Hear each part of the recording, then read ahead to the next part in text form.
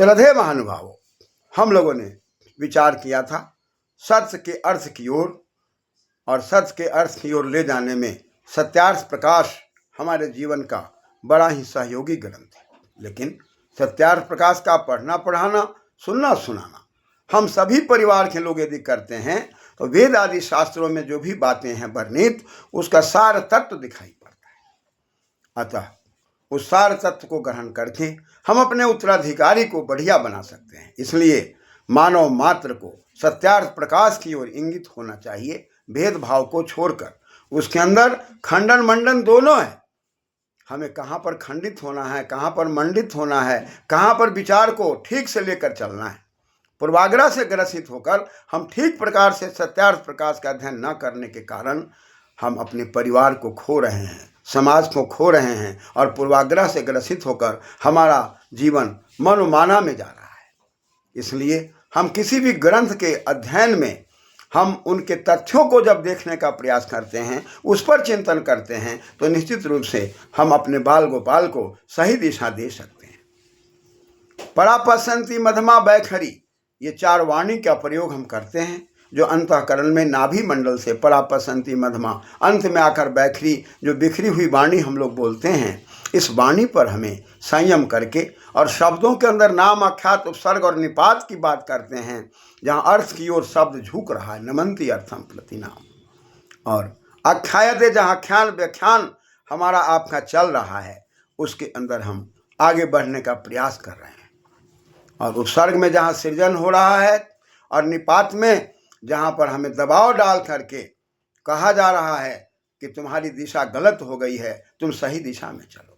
इसलिए बड़े बुजुर्ग हमें कहीं दबाव भी डालते हैं, कहीं हमें स्वच्छ रखने के लिए हमें हर प्रकार से व्यक्तिगत स्वतंत्रता भी देते हैं, और कहीं पर हमें सामाजिक कार्यों को आगे बढ़ाने के लिए परतंत्र भी रखते हैं। इसलिए हर व्यक्ति कहाँ पर स्वतंत्र होगा, हर व्यक्ति कहाँ पर परतंत्र होगा। स्वतंत्र और परतंत्र में आपकी स्वच्छता बनी रहेगी, और स्वच्छता बने रहने के लिए बड़े बुजुर्ग वेद आदि शास्त्रों के साथ आपका निपात भी करेंगे, निश्चित रूप से आपको दंडित भी करेंगे, व्यवस्थित भी करेंगे। जिस दंड से हम यदि डरने का प्रयास करते हैं, बचने का प्रयास करते हैं, तो हम समाज का सही निर्माण नहीं कर सकते, परिवार का सही निर्माण नहीं कर सकते। अतः हम जिसके भी उत्तराधिकारी हैं, चाहे दादा दादी के हैं, माता पिता के हैं, भाई बहन के हैं, चाचा चाची के हैं, हम जिसके भी उत्तराधिकारी हैं, उस उत्तराधिकारी के हमें उत्तर में अपने आप को हर प्रकार से न्याय के मार्ग पर चलने के लिए संतुलित रहना पड़ता है। तब हम उस वाणी को समझते हैं, और वाणी को समझकर अपने जीवन की हानि से हम बच सकते हैं। इसलिए जहाँ एक तरफ हम लोगों ने पढ़ा कि भाई वैखरी वाणी जो हम बोलते हैं, वो शब्दों में नाम, आख्यात, उपसर्ग, निपात के आधार पर बोलते हैं, वहीं इस वाणी में कहा गया है कि देवी वाचम जनयंत देवास तांग विश्वरूपा फसवो बदंती सानो मंद्रे सम्मूर्जम दुहाना धेनुर्वाक स्मानुप सुष्ठु तैतु।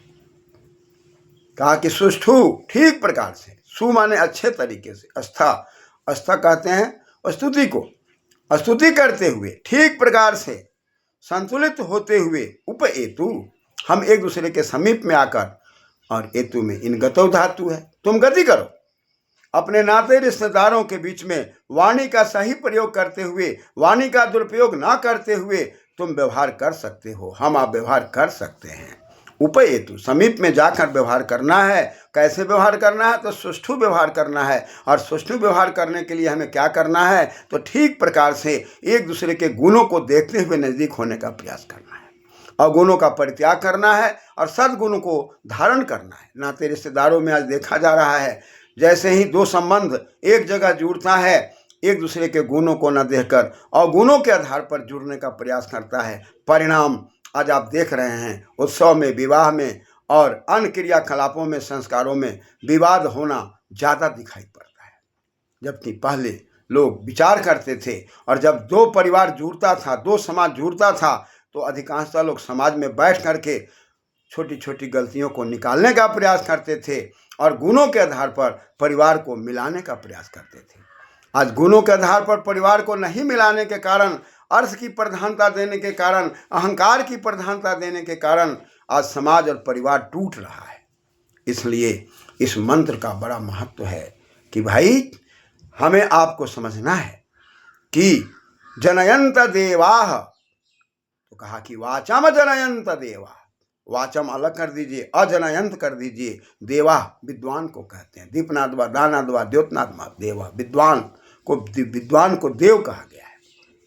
विद्वांसो ही देवा, जो बड़े बुजुर्ग शिक्षा के क्षेत्र में आगे बढ़ गए हैं, ऐसे विद्वान लोग उच्चारण करते हैं, और वो उच्चारण करते हैं तो उनमें उत्कृष्ट आचरण होता है, और उत्कृष्ट जब आचरण होता है तो जीवन में दिखाई पड़ता है। लेकिन आज हम आचरण को नहीं समझ पा रहे हैं। एक आचरण न करने वाला व्यक्ति दूसरे में आचरण देख रहा है, और चरण में चढ़ है, चढ़ में चलना है, और चलने की कला, बोलने की कला, जीवन जीने की कला में जहाँ मादक द्रव्यों का सेवन है उसका परित्याग करना है। लेकिन हम मादक द्रव्यों का परित्याग नहीं कर रहे हैं, नशा से मुक्त नहीं हो रहे हैं। हम स्वयं नशा से युक्त हैं और दूसरे को नशा से मुक्त देखना चाहते हैं।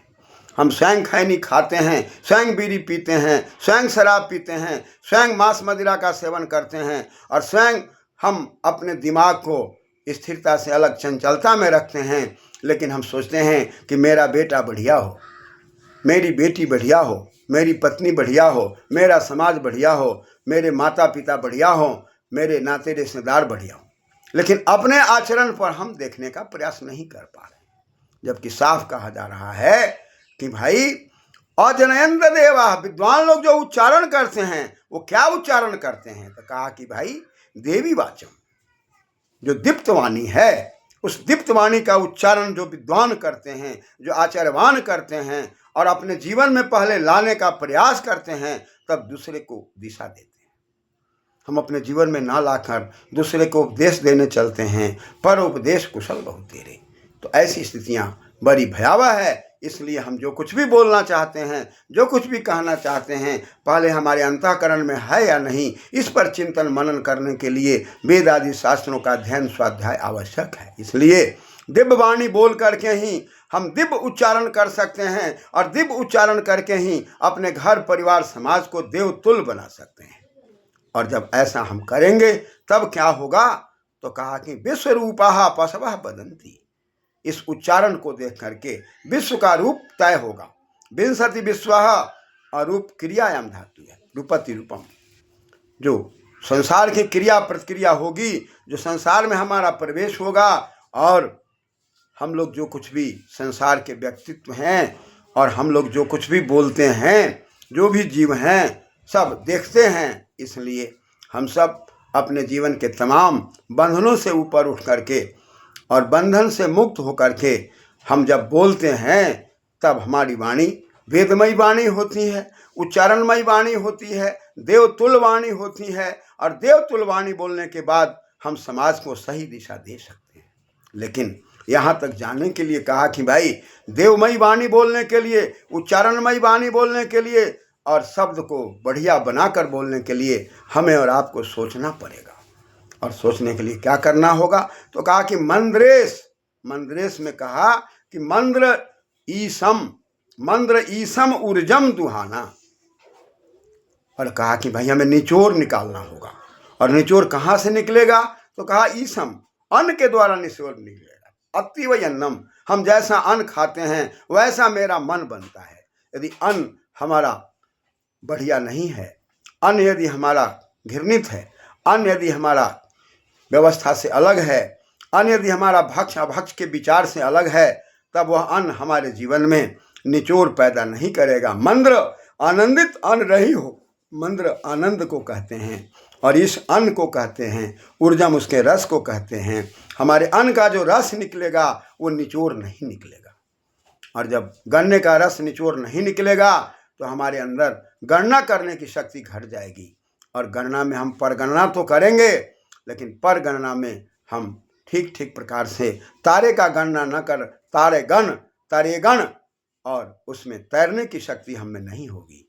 परिणाम हमारा आपका जीवन जो धेनु कहते हैं धैर्य पाने, जहाँ हमारी प्राप्ति होती है, उस वाणी के अंदर क्या होगा, हम ठीक प्रकार से एक दूसरे की स्तुति नहीं कर पाएंगे, एक दूसरे का गुणगान नहीं कर पाएंगे, और आसमान हम सब एक दूसरे के साथ छीटाकशी करते हुए जिएंगे, एक दूसरे पर आरोप प्रत्यारोप करते हुए जिएंगे और इस छीटाकशी का परिणाम हमारा समाज दूषित होगा। इसलिए नाते रिश्तेदारों में जहाँ भी चैन की प्रक्रिया आ रही है, विवाह शादियों की प्रक्रिया आ रही है, सब में तनाव पैदा हो रहा है। अर्थ को मूल करके, अहंकार को मूल बना करके हम आगे बढ़ रहे हैं। परिणाम वेद की वाणी हम नहीं समझ पा रहे हैं, विद्वानों की वाणी नहीं समझ पा रहे हैं, वेद शास्त्रों की वाणी नहीं समझ पा रहे हैं। अहंकार और अर्थ सामने आकर के हमारी सामाजिक व्यवस्था को धाराशायी कर रहा है। इसलिए इस ओर हमें समझने की आवश्यकता है और सोच समझ करके परिवार निर्माण की आवश्यकता है। धन्यवाद।